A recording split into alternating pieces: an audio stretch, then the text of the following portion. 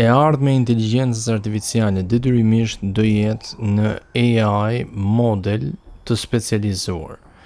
Për praktikisht të gjithë modelet e AI do specializohen dhe arsyeja pse do specializohen.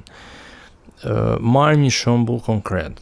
Nëse ti do të programosh një website, dhe website-i do që të jetë i koduar në JavaScript. Ky model AI nuk ka pse të kodoj dhe në Python, nuk ka pse të jetë i mençur dhe në C++.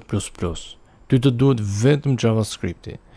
Dhe nga një AI me 50 bilion parametra për shkak kalon në një AI me 5 bilion parametra, sepse është i specializuar.